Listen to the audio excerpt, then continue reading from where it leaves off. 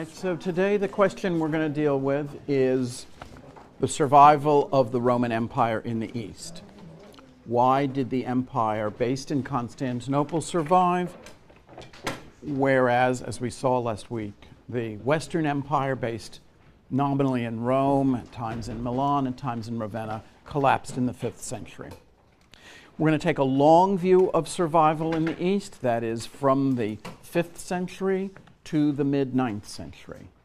After the mid-9th century, the Eastern Roman Empire flourishes and has a period that we will discuss in a few weeks of great splendor and prosperity. But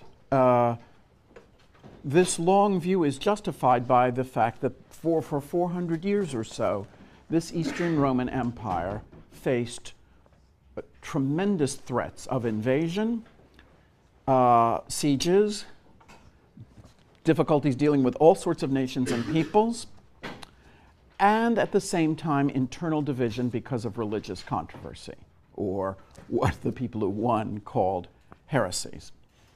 I remind you that while we call it the Eastern Roman Empire or the Byzantine Empire, they called themselves the Roman Empire.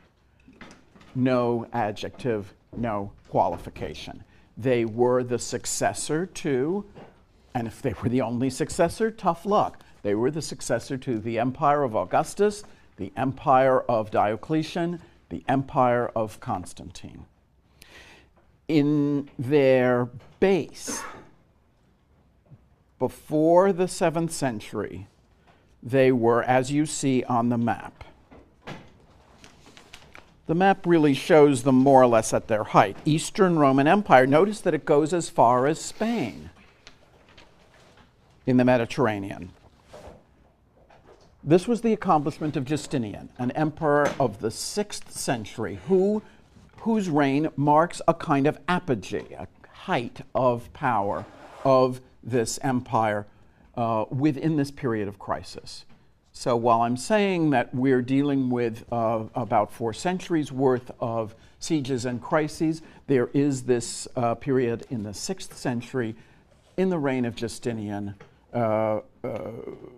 who represents a kind of brief but very important reconquest of the West. And that's partly what you're seeing, at least the leftovers of it, in this map that shows you the Byzantine or Eastern Roman Empire in the year 600, extending, including Spain, North Africa, the coast of what's now Libya, Egypt, the Mediterranean Middle East, that is modern Israel, Syria, Lebanon, Anatolia, that is to say Asia Minor, modern Turkey, and the Balkans, Greece, and the Aegean Islands. This empire was held together by Constantinople, which, as you see, and as we've already spoken about, is strategically placed to control access between Europe and Asia across the Bosphorus Straits, and also between the Black Sea, which is the access point to Central Asia, and the Mediterranean Sea. This city, modern Istanbul, still has the walls built by Theodosius II in the early 5th century. The so-called Theodosian walls, rather nastily restored recently, are an incredible monument, still in their ruined state, to the power of Constantinople as they were built on the landward side. Constantinople, very difficult to attack from the sea, and because of the walls, very difficult to attack from the land. Until very recently, that is, I would say until the 1980s, the Theodosian walls were not reached by the urban agglomeration of Istanbul. That is, they were so big and so far from the main center of the city that only in recent decades has Istanbul, which is one of the fastest growing and most prosperous cities in the region, has the city sort of leapfrogged over the walls, and the walls are now kind of in the midst of a new part of the city. Nevertheless, extremely impressive accomplishment, and the period we're dealing with is mostly sieges of Constantinople and heresies. And if you just hold that in your mind, this somewhat one event after another that I never heard of quality that this will have, I think will be, if not alleviated, at least rendered comprehensible. Before we go on, let me just say a few words about Procopius. Who has read The Secret History before? Okay, so not too much. And you should have started it. I should have warned you. It has disturbing, even weirdly pornographic parts. It is a diatribe against the Emperor Justinian. I don't think I'm giving anything away by saying that Procopius's theory about Justinian is that he's a demon, a devil, a representative of hell. What makes this text interesting is it's an intimate portrayal, even if it may not be an accurate one, but we will pay a certain price. We are willing to pay a certain price for intimacy, for immediacy, for the sense of an extremely sinister court. It's a little bit like reading about Stalin or some other capricious, extremely powerful, hard-working but bloodthirsty ruler. I think what you have to ask yourself is, how could a ruler of this particular time and polity not be bloodthirsty? What seems to be Procopius's problem? And I don't expect any. We'll elucidate some answers on Wednesday. Procopius, in part, is interesting because all of his other works are lavish in their praise of Justinian. This is an historian who knows nothing between panegyric and diatribe, nothing between lavish, servile praise and the harshest imaginable criticism. The two go together. The two are phenomena, again, of absolutist courts, from that of Louis XIV to that of 20th century dictators. The same kind of enforced praise can create a kind of humiliation and rage that comes out in other forms. The Secret History had to be secret because had the authorities read a few words of this, Procopius would have not died in bed, as indeed he did. We know this from one manuscript in the Vatican found in the 17th century. Okay, so that's my introduction to Procopius. When we talk about survival of the East, we're talking about survival under several different kinds of circumstances. So our first concern is, how did the East survive the 5th century, which destroyed the Western Roman Empire? Part of the answer is geography. The East was easier to defend, especially, as I've just said, the position of Constantinople, both as an impregnable site and as a commercial city with very, very extensive trade, and as a base to defend the two core territories of the empire. By core territories, I mean that, really the essential parts of this empire, which are the Balkans, including Greece under that rubric for the moment, and Asia Minor. And of course, Constantinople is ideally placed to protect both of them. Other advantages of the East over the West: a bit richer, more urbanized, produced more taxable revenues than the West. Its army didn't fall apart. Its civilian structure of administration remained intact. With the exception of Justinian, very few of these emperors are that outstanding in their abilities, but their subordinates were very capable, the government worked well, and the East survived a number of powerful threats from the outside. From the outside, meaning it had the same problem as the Roman Empire in an admittedly smaller and more defensible space. It had an eastern frontier and it had a northern frontier, both of which were fragile. The eastern frontier with Persia, already talked about them, and the northern frontier along the Danube River, more or less, with all sorts of different peoples, from the Avars, Slavs, Bulgars, all sorts of nations that would attack it. It also had the disadvantage of internal religious dissent, and we're going to be talking more about this.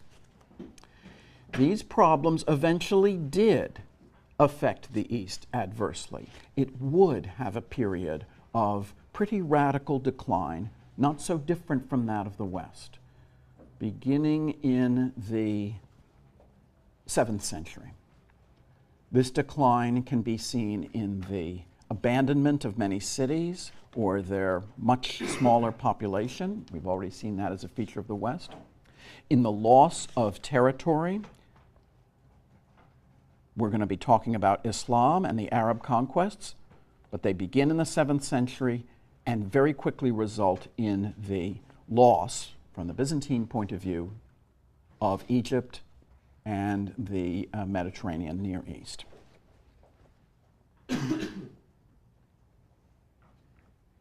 But unlike the West, the Byzantine or East Roman government never collapsed in the face of these threats, although it is a kind of period of cultural decline, certainly a period of military defeats, of sieges, of political problems, and of religious dissent. Nevertheless, the empire would survive. In general, during this period, what unites these 400 years we're talking about, roughly 450 to 850, is the ability of the empire to resist invasions, its willingness to accept the loss of certain provinces while protecting others,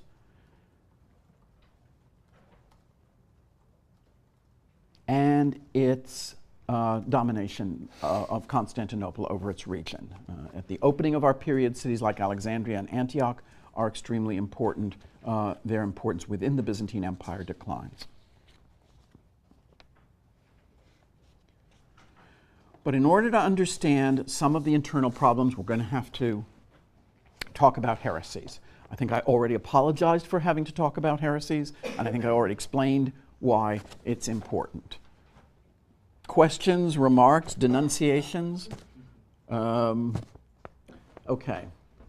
Representatives of the Iconoclast Defense Fund want to claim equal time? Okay. This is just a selection of heresies, right? I mean, we're just it's the proverbial tip of the iceberg, the proverbial icing on the cake, the proverbial, what do you call it, crust on the chocolate pudding. But having said that, these two are what are called Christological controversies. They're about the nature of Christ. Is the relationship of his human to divine nature. And, grossly to oversimplify, the Nestorians emphasize Christ's divine nature and the Monophysites Christ's human nature. The beginning of this controversy is with the Nestorians. The patriarch, named after the patriarch Nestorius, the bishop, patriarch of Constantinople.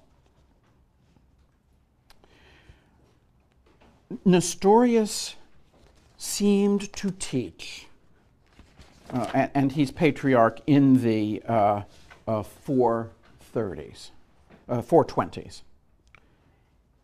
Nestorius would be deposed in 431 as patriarch. His followers seemed to teach that Christ was fully human and that his divine nature was either separate from his human nature or it was non-existent or irrelevant.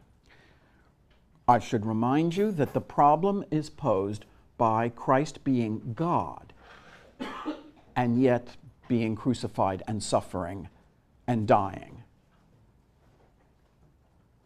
So this is a problem that logically arises out of an understanding of who Christ is and what he does for humanity. Nestorius was deposed by the Third Ecumenical Council of Constantinople. Third Ecumenical Council, which meets in Ephesus on the western shore of Asia Minor. Council of Ephesus, Ecumenical Council, the third one in 431. The first two had dealt with Arianism. I remind you that Arianism is a different problem because it deals not with the nature of Christ, but the relationship of Christ to God the Father. Here we're now just concentrating on Christ. The Monophysites, in opposing the Nestorians, naturally emphasized Christ's divine nature, as the Nestorians had, in their opinion, overemphasized the human nature. But from the point of view of the group that we can call Orthodox, the people who believed neither in Nestorianism nor Monophysitism, both sides were extremists. The Monophysites overdid Christ's divine nature. If the Nestorians taught that Christ had two natures, a kind of human, fully human one, and a fully divine one that were separate, the Monophysites seemed to be teaching, or did teach, that Christ had one nature, and that essentially divine. The relationship of the human and divine natures in Monophysitism was denounced by their opponents as if you threw a bucket of water into the ocean, the bucket of water representing the human part. What's at stake in this, and why it's important, is how Christ saves people. If he is too human, then he's just a human elevated by God, like some kind of ancient world hero. And he doesn't seem then to have the power to save people from the devil, hell, original sin, all of these terrible things that God has saved the followers of Christ from. If he's divine, completely divine, then what's the point of distinguishing him from God the Father? And then how did he suffer on the cross? Was his suffering real? Can God, with no human elements, suffer?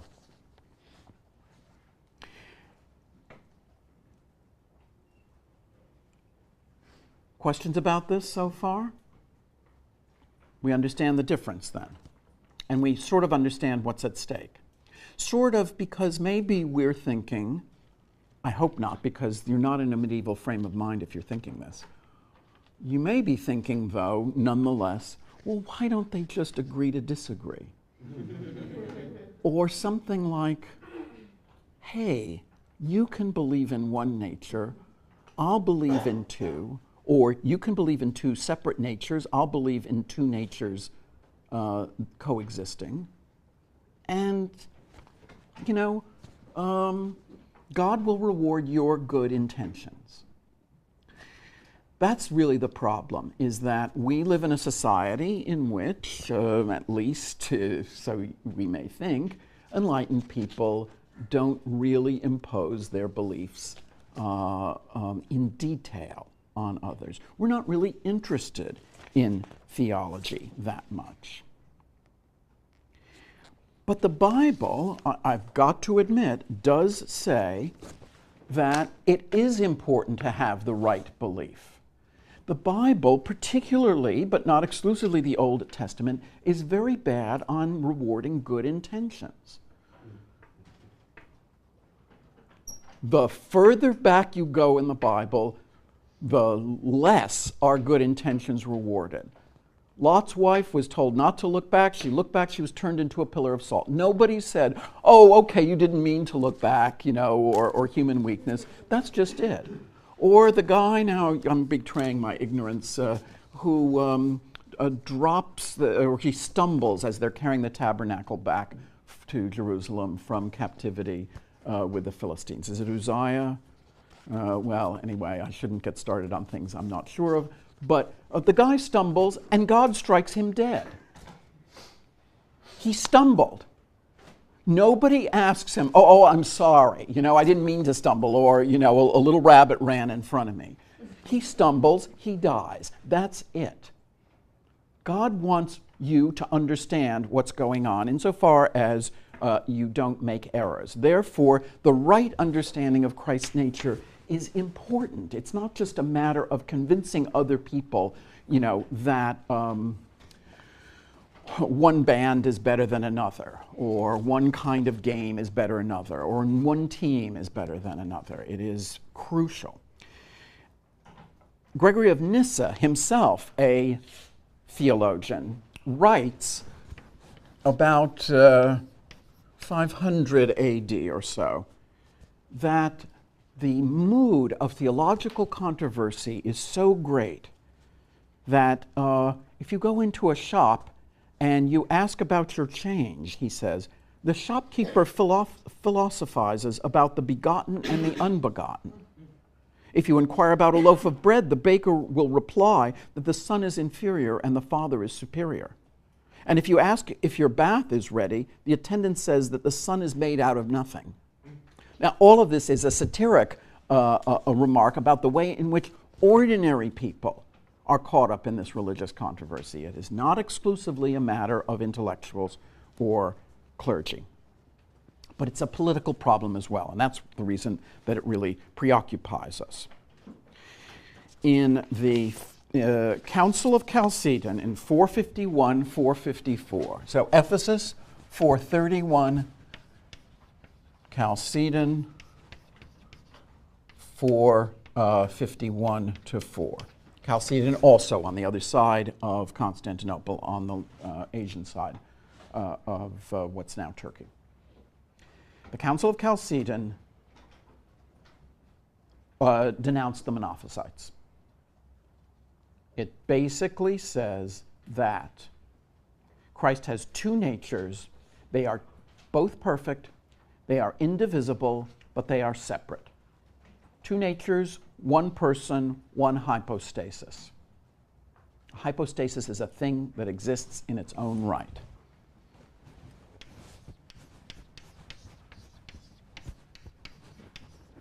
This solution was suggested by Rome, by the Pope, the same Pope Leo the Great who had negotiated with the Huns. The West had the advantage of not experiencing these kinds of controversies. And so Constantinople, far more powerful than Rome in the 450s, Rome about to collapse completely, nevertheless is beholden to Rome for at least what would be the majority solution to the problem of monophysitism.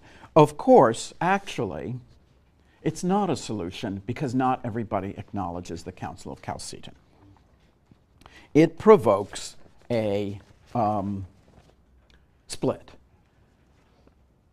The Patriarch of Alexandria would be the leader of those resisting the council. And Egypt,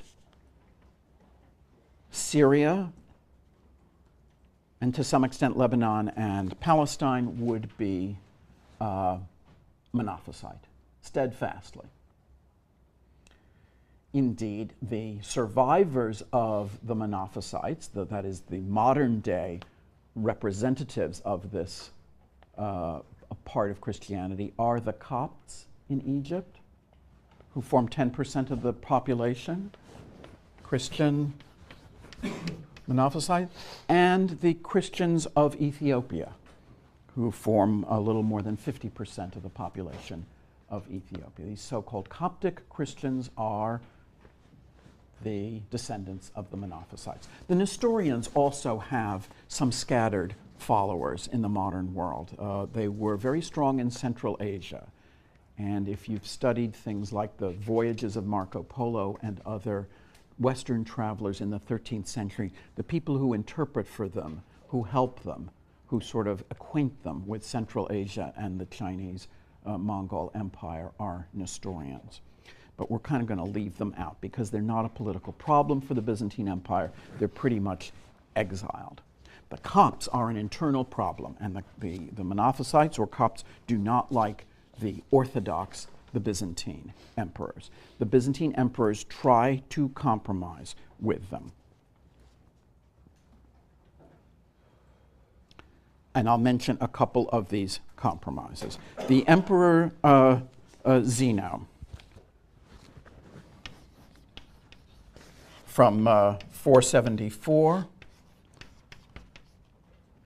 to 491, issued a document called the Henoticon.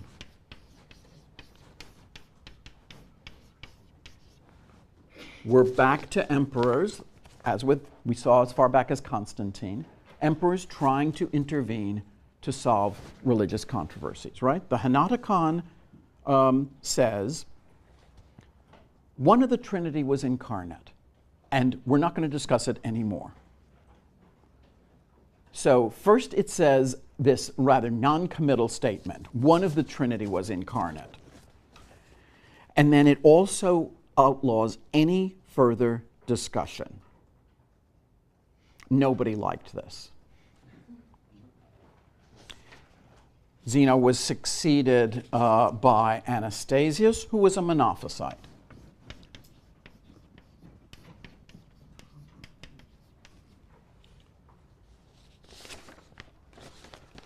And then, as we'll see, the great emperor of the 6th century, Justinian, who we're going to be looking at much more closely, was a fierce anti-Monophysite or Chalcedonian Orthodox. But his wife was sort of semi-Monophysite. This may have been politic. Since they were both effective rulers, the people who were Monophysite could orient themselves to Theodora, the empress, and the Orthodox to Justinian. Ultimately, this problem would be solved, quote, solved, because the Arab Muslim invasion of the 7th century would take over the Monophysite territories. Again, I hope I'm not giving away a secret by saying that the most striking, sweeping, and dramatic event of the Mediterranean world or of the Eurasian landmass of the period that we're dealing with, arguably, is the rise of Islam. Muhammad's Hijra is in the 632, 633, I can't remember. Does anybody know offhand? Anyone want to look it up offhand? Hegira? 622.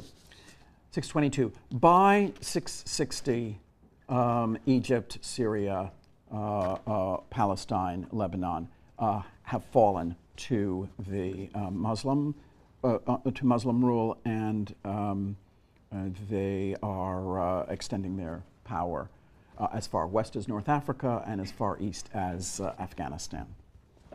How this happens, why this happens, is the subject for discussion a little later. But again, if you refer to the map in 600, this is before the Islamic takeover. And again, if you look further east, the Eastern Roman Empire consists of all these parts, many of which are about to be taken away from it. And the parts that were taken away from it were pretty much the Monophysite parts.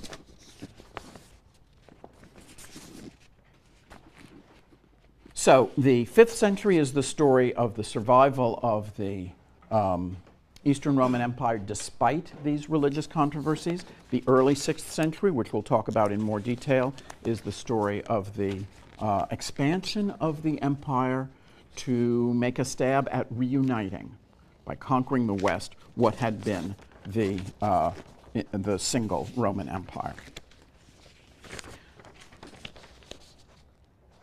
Justinian's empire was overextended, at least in retrospect.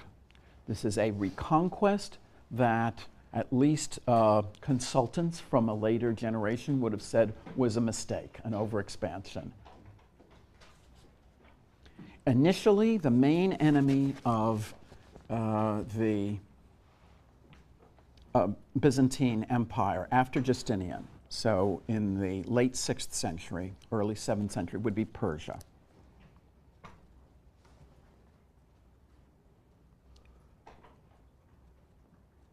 But also, at the same time, the Byzantine Empire would start experiencing Danubian frontier incursions, attacks from the Balkans. And here again, as I said, it's all invaders and heresies. Invasions from Slavs and Avars in the Balkans and the Persians in the east.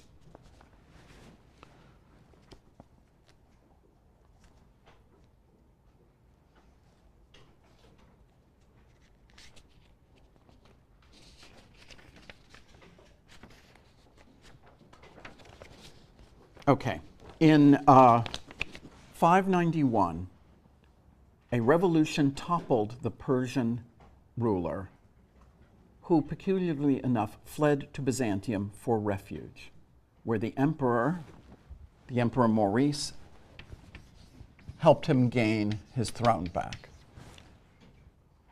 In 591, there was a peace between Persia and Byzantium seemed to have come out of this terrible period of warfare of the late 6th century.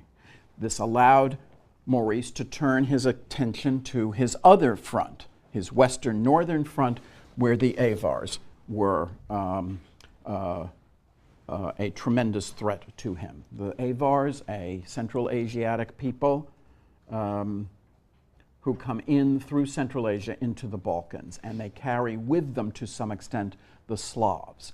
The conventional portrayal used to be that the Avars sort of lead the Slavs, the latter are kind of passive. It's a little more complicated than that. The Avars had taken the great cities of the Balkans, and in 492, Maurice turns to deal with them, to push them back against the Danube. His army rebels against him, and he's overthrown and killed. The beginning of the 7th century is the period of the maximum danger of Byzantium. It lasts with intermittent flashes from 602, the overthrow of Maurice, to 717, the Arab siege of Constantinople. Immediately, this new emperor, Phocas, is attacked by Persia, the Persian king claiming to revenge the murder of his benefactor, but in fact simply reopening the war with Constantinople.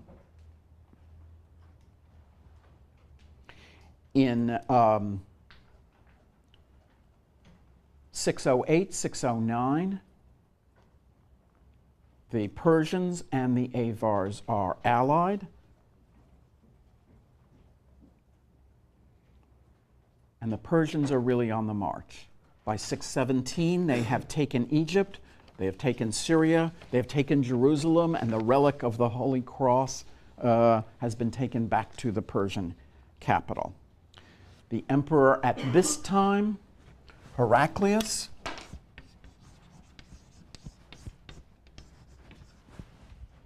whom Wickham is not very impressed by, admittedly. Heraclius leads a resistance, as does the Patriarch, to a siege that is on both sides of the city of Constantinople. On the one side, the land side, the Theodosian walls, are the Avars and the Slavs. On the Bosphorus, across the city, on the Asian side of the Bosphorus, are the Persians. And what Heraclius does is to confide the city in the care of the Patriarch and go off and attack the Persians from the rear. The Patriarch defends the city not only by organizing the army, but by putting wonder-working icons on the walls to face the enemy. An icon is a painting of a sacred figure.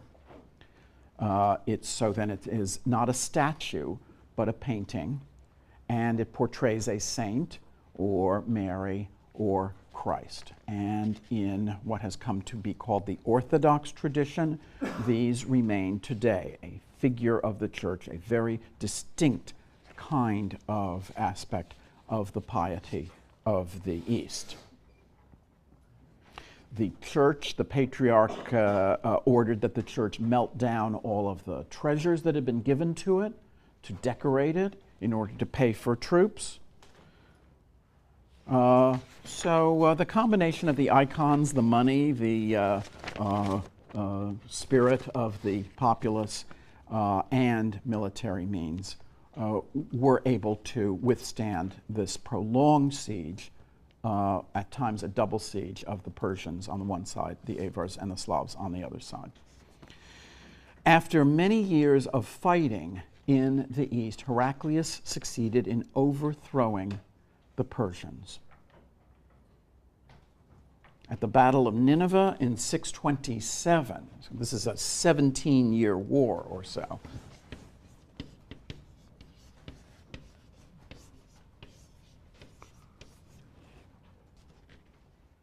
I'm sorry, Nineveh, E-H.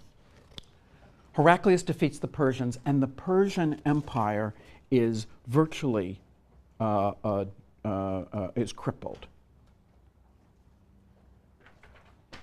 627, Byzantium would have seemed to have been triumphant. The first Arab attacks, however, were in 634, 12 years after Muhammad's Hijrah. By 636, Syria had been taken. By 638, Jerusalem had been taken, and the true cross again. In this case, we lose sight of it. Persia itself would collapse in 640 and pass under Arab rule. Egypt would fall in 645. What's left of the empire then is the Balkans and Anatolia, some Armenian, some Slavic elements. So weak is this empire, so beset by enemies does it seem to be, that a successor of Heraclius, the Emperor Constans II, moved the capital to Sicily, to the west.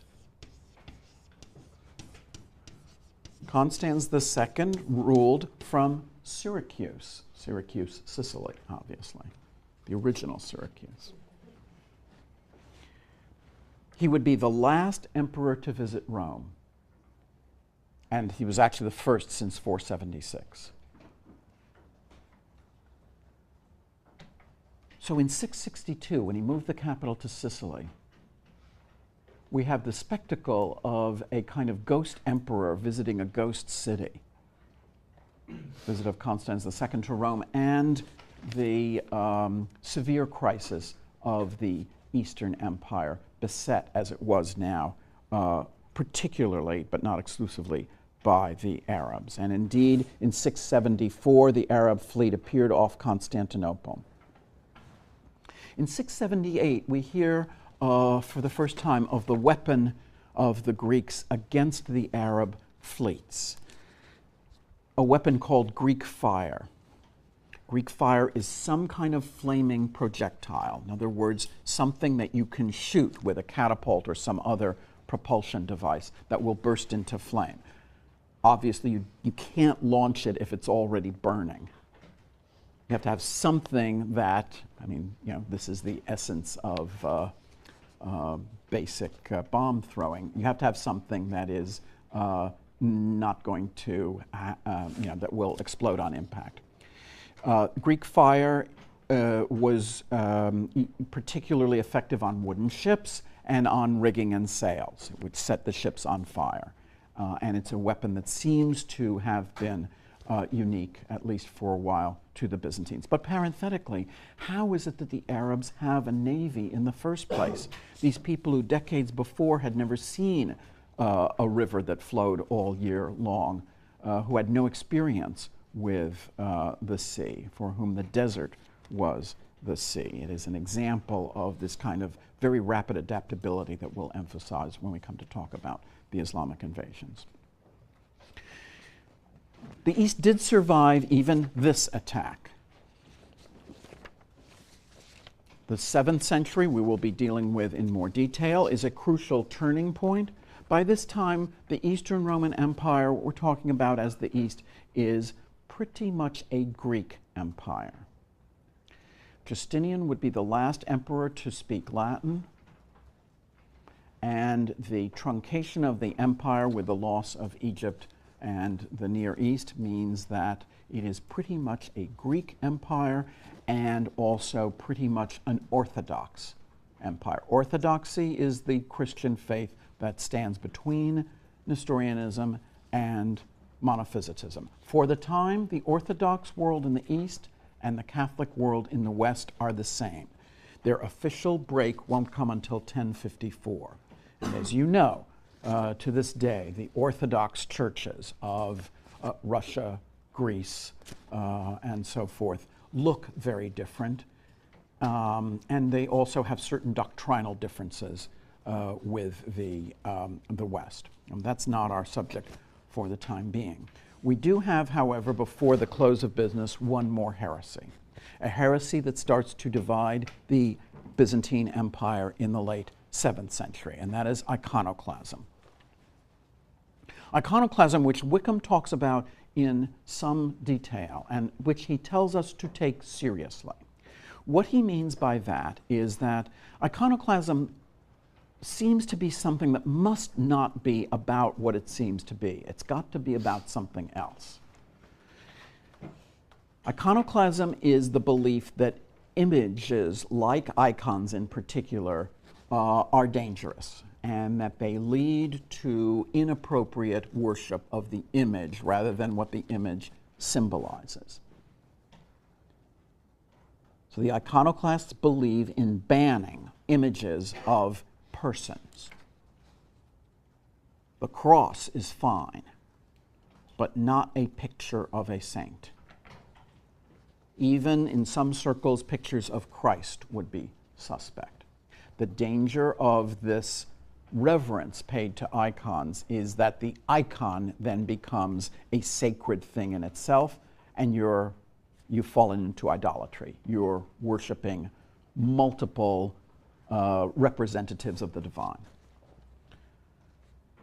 Now, it certainly seems logical that this must have something to do with Islam, because Islam, in its most monotheist manifestations, frowns on and bans the representation of purportedly divine figures. And it indeed doesn't like figural representation at all in decoration of sacred spaces, lest this be interpreted as exalting figures, even the prophet, especially the prophet himself. There are no pictures of Muhammad for home consumption, for mosque display. And so it seems logical that this is a response to criticism from Islam that Christianity is really not monotheist, that it's a form of idolatry because it has so many sacred figures. And that the success of Islam and the success of the Arabs against Byzantium might be caused by the abandonment of monotheism, the abandonment of the worship of one God and the proliferation of multiple gods. The problem is that there's no real evidence of this. And you don't have to have Islam to force this kind of thing. If you look around the churches of much of Northern Europe, you will see statues that have been decapitated by Protestants in the 16th and 17th century, or stained glass that was destroyed by Protestants. Protestantism is iconoclastic in many of its forms, in that it believed that the Catholic Church was superstitious, paid reverence to all of these saints and human figures, and forgot in the process to concentrate on the single God. Iconoclasm is a crisis of the empire. It is also, like these other heresies, a recurrence of this problem of how to represent the connection between God and human beings. What connects the divine with the human? Are there intermediaries? Is Christ an intermediary, or is he God? And if he's God, how is there intermediation? Why does God care about us? How does God care about us? How many ways are there to approach him. It took until 843 to settle this controversy. I mean, it had many periods of settlement and then recrudescence. It's a controversy that lasts then something on the order of 150, 160 years. At times it divides the empire completely, at times not. It tends to be supported by the emperor. If the emperor isn't iconoclast, it tends to wane.